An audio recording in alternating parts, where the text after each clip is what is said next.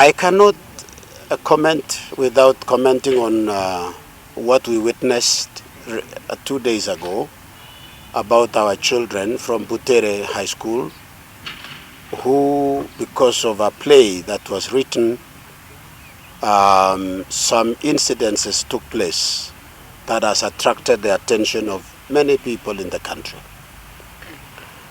My appeal today is that we as a Kenyan society should not incline ourselves into building and developing a hostile society by bringing a culture and plays and putting into arts issues that can plant the seed of violence in our people. We cannot invest in a future generation that will be full of anxiety. We are seeing a tendency in the abuse and the use of social media and all our medias to advance things that cannot be advanced even in developed countries where freedoms of speeches are there. The freedom of speech we have is not without limitation. In the liberation, during the emancipation of the slaves from slave trades in early 1900 and 1800.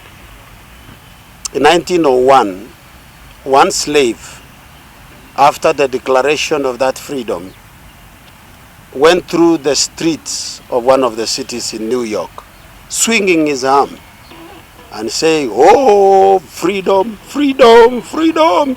In the process, he knocked the nose of a white man. And of course, you can imagine the kind of altercation that came. And this is the comment he made, that your freedom ends where my nose begins. Freedom ends from where the noses of others are. And let us not inculcate a very hostile society by somehow encouraging our young people that the rule of law is alien to us, and the way of a society that you can say anything, you can demean anybody. And of greater importance is the demeaning of the office of the president, because office of the president is beyond the person occupying. It is a national symbol of unity in the country. It is a sacred office that we must all respect, not because of expediency and the benefit of one person, but it is our own honor as a people. It is a mark of an independent country. We want to appeal to our young people that let us respect our flag, let us respect our constitutional offices, and let us respect our processes. We have problems. We have sometimes excesses here and there as people implement the law, but not at all that should become an excuse to feel that we should demean our own country. There are three things that have sustained civilizations when it is there, and it has been a source of a collapse of any system in the world. Number one is a sound fiscal policy of a nation, which creates a system of raising revenue in order to meet three important things in the running of the nation. One, to meet recurrent expenditure, for development, and for meeting the obligation of debts because of interdependency of nations and institutions in a development of any country. That is number one, and very important. The second thing that sustains a civilization, a people, and a generation is what we call the national pride, where you are proud to be who and what you are as a country. And number three is the moral values. There are issues of do's and don'ts. People who lack moral values, where everything goes, no boundaries. When you say this is wrong, they say we want to know why is it not right if it is favoring me. We cannot open this country to be a colorless country, a country without respect in society.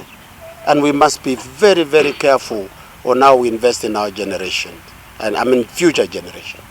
That is one thing that I wanted to appeal, both as a leader, a spiritual leader, and one of the elders in this country, that I'm appealing to our people, that even when we have our own problems, let us not lose track on issues that really matters in sustaining the country.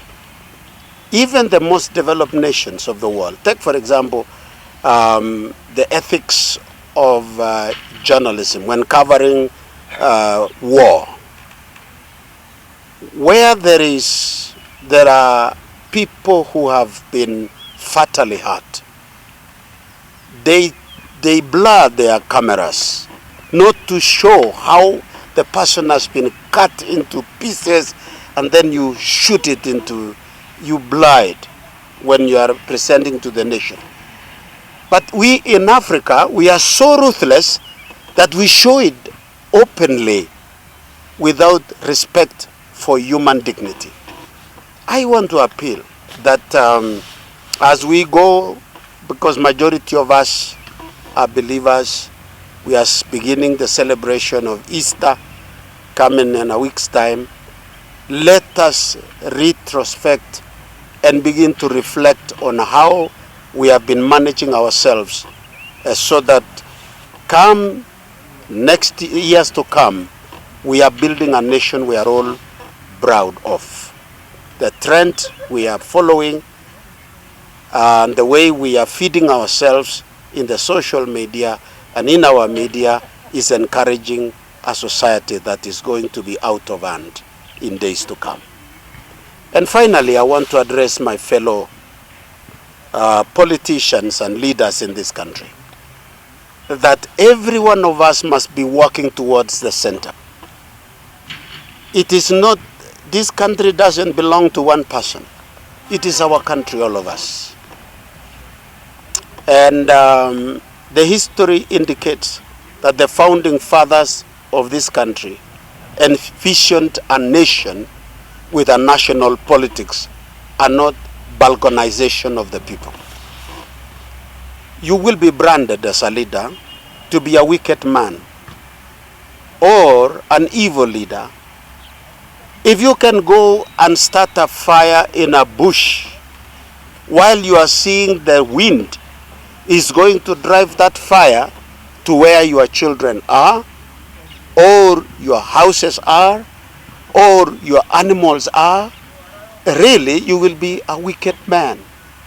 You would be very careful not to start anything that can disturb the rest of the country. So I'm appealing all of us that let us not drum a cry of war and incite the people of Kenya as if the world is coming to an end. If you feel you are not satisfied, you don't like a leader, you don't like your MP, your senator, your governor, your MCA, whoever will be subjected in election to scrutiny by the public and an election which is predictable, then do not disturb development for the people currently. Because if we don't do that, Kenyans, is that we are going to discourage investors from coming to this country. We're going to tell them that the nation, in fact, some of my friends visited the other day from one of the countries abroad, and they got shocked to look at Kenya and say it is a paradise. You know, if we make and do bad politics, it can result in results we have never liked in other countries. Siad Barre, for example, the former president of Somalia, majority of our friends in the West told us he's a terrible and worst leader in Africa. They brought him down. We lost the nation of Somali to groups and warlords. It became difficult to manage it for a period of 40 years. They went to Sudan. They say al-Bashir was not a good leader. They brought him down. The country has broken into pieces today.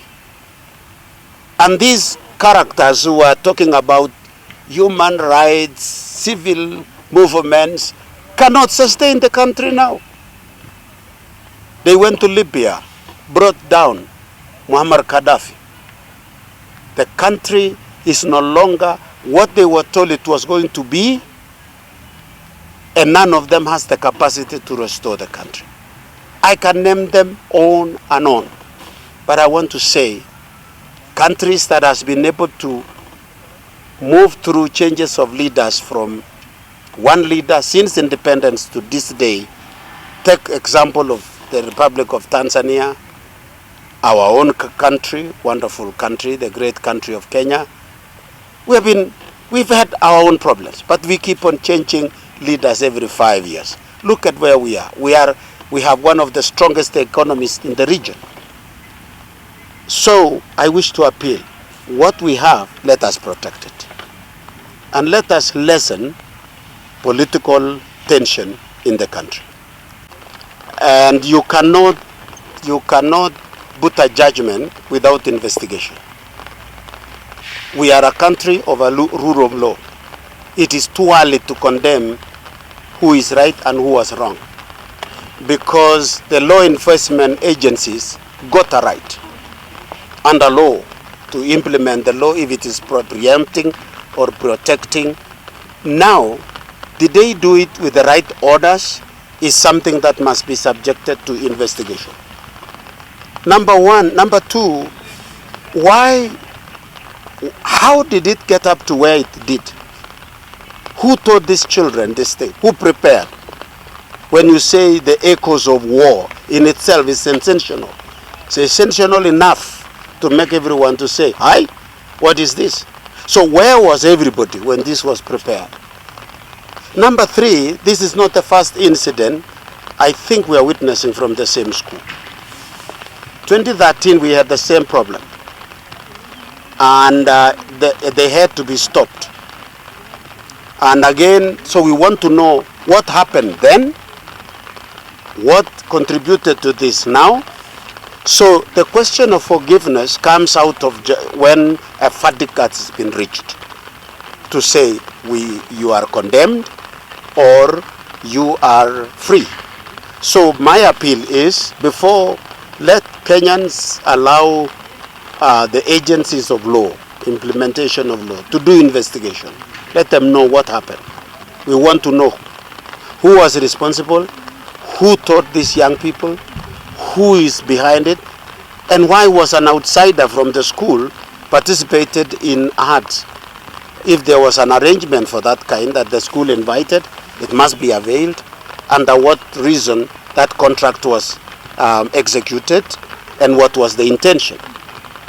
But if it is just a play of encouraging young people to be hostile to regimes in government, it is something that we must be aware about.